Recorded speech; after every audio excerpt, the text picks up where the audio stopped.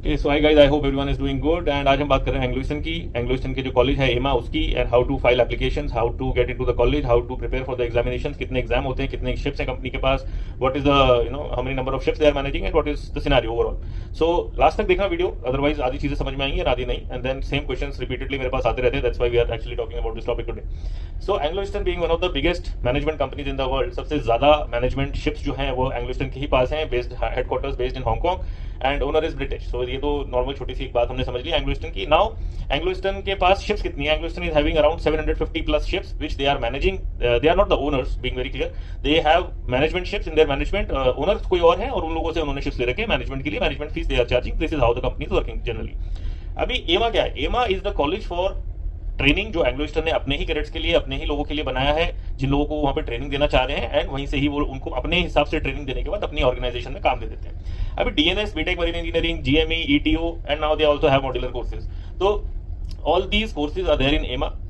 Not talking about DNS.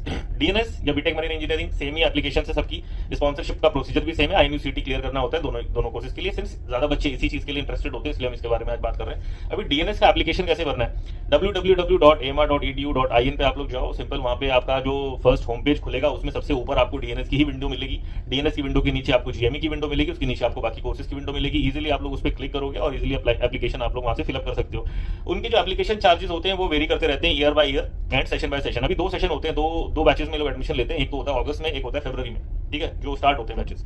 इनके जो examination होते हैं वो 2-2, 2.5 महीने पहले ही लोग करा देते हैं, एंड उसके बाद ये लोग चेकिंग करके, रिजल्ट्स आउट करके एंड सिलेक्शन प्रोसीजर अपना फाइनलाइज करके अगस्त और फरवरी में बैचेस अपने कमेंस कर देते हैं। अभी जो अगस्त वाला जो बैच है उसमें रहती है अराउंड 120 सीट्स, और जो फरवरी वाला बैच है उसमें सीट्स रहती है ज्यादा, 160 सीट्स। अभी फरवरी बैच वाले जो बच्चे हैं वो उन लोगों के लिए है, फरवरी वाला जो बैच है, जो कि आईएमयूसीटी ऑलरेडी दे चुके हैं एंड आईएमयूसीटी क्लियर उनका हो चुका था, बट उनको स्पॉन्सरशिप नहीं मिली थी फॉर अगस्त बैच। तो उन लोगों के लिए वो लोग अलग से नवंबर में एग्जाम कंडक्ट कराते हैं, दिसंबर में एग्जाम कंडक्ट कराते हैं, सीरीज ऑफ एग्जामिनेशन होता है, एंड वो सब कराने के बाद उसको वो फिर लोग फाइनलाइज करके एंड अगस्त फरवरी में कमेंस कर देते हैं। अभी जो अगस्त वाला जो बैच होता है वो उन बच्चों के लिए होता है जो फ्रेशली 12th क्लास पास करके आए हैं, आईएमयूसीटी उन्होंने क्लियर करा है और उन्हें स्पॉन्सरशिप मिल गई है एंग्लो ईस्टर्न से, और वो लोग फिर अपना अगस्त में बैच ज्वाइन कर सकते हैं, जो अगस्त से कमेंस हो जाता है। 1 ईयर का बैच होता है DNS, everybody knows. BTech marine engineering 4 साल का होता है, that is a different story. So but जो बैचेस जो कमेंस होते हैं वो हो रहे हैं अगस्त से और फरवरी से। सीट्स भी हमारी इसमें क्लियर हो गई, कितनी सीट्स आ रही है। अभी एप्लीकेशंस कैसे भरनी है वो इजीली आप लोग वेबसाइट पे जाकर के मैंने बताया, उसमें आप फिलअप कर सकते हो। अभी प्रिपरेशन कैसे करती है उसके ऊपर बात करते हैं। See Anglo Eastern being one of the biggest college, applications भी उनके पास बहुत ज्यादा आती हैं, एंड सिमिलरली जब एप्लीकेशंस इतनी ज्यादा आएंगी तो कंपटीशन भी बढ़ जाएगा। अभी हर बच्चे को एंग्लो ईस्टर्न के बारे में पता है, बिकॉज सिंस इतनी बड़ी कंपनी है, कॉलेज इतना बड़ा है, तो एडवर्टीजमेंट भी उसी हिसाब से वो लोग करते हैं, and that's why people are much aware about that thing. अभी एप्लीकेशन भी इसी वजह से उनके पास बहुत ज्यादा आती है, and they have that liberty के वो लोग अपने हिसाब से बच्चों को सिलेक्ट कर सके, क्राइटेरिया अपने हिसाब से सेट कर सकते हैं वो लोग, ताकि वो बेस्ट स्टूडेंट्स को सिलेक्ट कर सके। इसीलिए उनका जो परसेंटेज क्राइटेरिया होता है ना, सिलेक्शन का जो क्राइटेरिया होता है वो सबसे ज्यादा हायर रहता है, on the higher side for as compare to any other company अगर हम बात करें तो। अभी 70-75% वाले बच्चे जो 12th क्लास में 75% मार्क्स लेकर आ रहे हैं फिजिक्स केमिस्ट्री मैथ्स में, they are eligible for Anglo Eastern application form. अभी नॉर्मली जो डीजी शिपिंग का जो रेगुलेशन है वो है 60%, but that is for IMUCT.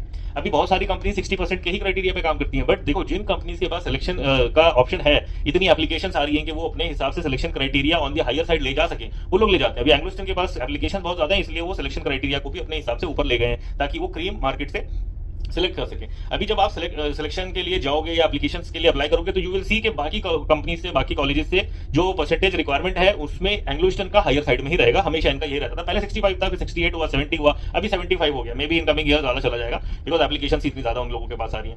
अभी एप्लीकेशन फाइल करने के बाद यू गेट एन ईमेल कि भाई your selection, your application we have received and now you will be called for all these things, examination. तो उसके बाद रिटन एग्जामिनेशन होता है उनका, ऑनलाइन होता है वो। रिटन का मतलब ऑनलाइन एग्जामिनेशन होगा, उसमें एमसीक्यूज आएंगे आपके। एमसीक्यूज देने के लिए आप लोग जाओगे, लेकिन वो आप घर पे बैठ के नहीं दे सकते, वो आपको एक डेजिग्नेटेड सेंटर वो लोग असाइन करते हैं। हर सिटी में डेजिग्नेटेड सेंटर्स उनके होते हैं, और वो वहां जाकर के आप लोग वहां पे जाकर के एग्जाम दोगे, कंप्यूटर सिस्टम पे ही बैठ करके, एमसीक्यूज ही रहेंगे वो, उसको आराम से आप लोग वहां पे जाकर के, अपने घर पे बैठ के नहीं दे सकते, लैपटॉप पे नहीं दे सकते, उसी डेजिग्नेटेड सेंटर के कंप्यूटर्स पे आपको जाकर के देने होंगे। वहाँ कैमरेज भी लगे रहते हैं और सब कुछ वहाँ पे जेन्युइनली वो लोग ऑर्गेनाइज करके रखते हैं। उनकी अपनी भी टीम आती है, वो लोग जो मॉनिटर करते हैं कि एग्जामिनेशन सही से हो रहा है कि नहीं हो रहा है। ये सारी सिटीज में होता है, Delhi, Dehradun, Mumbai, Pune and lot of other cities also they conduct all this examinations since they require lot of people to appear for those examinations.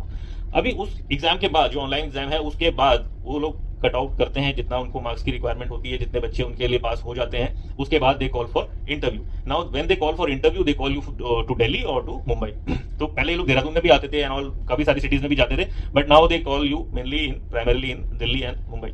तो अभी दिल्ली में या मुंबई में जब आप जा रहे हो इंटरव्यू के लिए, तो उसके लिए भी you have certain guideline, certain regulations जो आपको फॉलो करना होता है, एंड उसके बाद आप जाओगे वहाँ पे इंटरव्यू आपका होगा, एंड वहाँ पे इंटरव्यू में सर्टेन सेट ऑफ क्वेश्चंस अगर आप पढ़ के जा रहे हो तो इट इज बेटर। काफी सारे बच्चे जो हैं वो ब्लैंक हो जाते हैं वहाँ जाकर के, तो थोड़ा कोशिश करो कि पढ़ के जाओ, प्रिपरेशन करके जाओ, and there are lot of things to study, lot of things to know about before going for interview.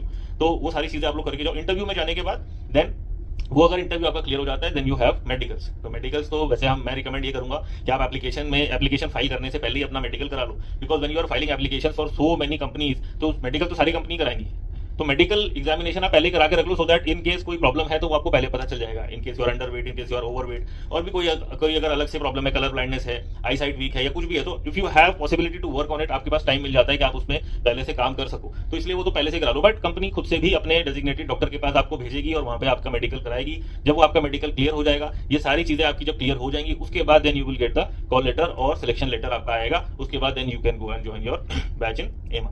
तो ये तो हो गया एंग्लो ईस्टर्न का एक प्रॉपर लेआउट, एक स्ट्रक्चर्ड लेआउट हमने इसमें समझ लिया वीडियो में। अभी प्रिपरेशन कैसे करनी है वो भी एक अलग से हो गया। अभी सी एंग्लो ईस्टर्न का एग्जाम जो इतना डिफिकल्ट मोड पे आने लगा है अब, पहले से कंपैरिजन अगर हम करें तो इसके लिए प्रिपरेशन भी उतनी ही ज्यादा चाहिए। तो प्रिपरेशन रिटन की भी ऑन द हायर साइड ही चाहिए इसमें, बिकॉज एरर के जो है ना वो चांसेस इसमें बहुत ज्यादा गड़बड़ हो जाते हैं, क्योंकि नेगेटिव मार्किंग भी होती है। तो अगर आपकी प्रिपरेशन सही नहीं है तो सिलेक्शन के चांसेस बहुत कम हो जाएंगे, क्योंकि बहुत सारे बच्चे एप्लीकेशन अभी फिलअप कर रहे हैं। सिमिलरली इंटरव्यू के लिए भी जब आप जा रहे हो तो वहां पे you have lot of competition, lot of people are there जो कि अपनी अपनी तैयारी करके आते हैं, तो इसलिए आप भी तैयारी करें बिना अगर पहुंच गए वहां पे तो then you will lose the game.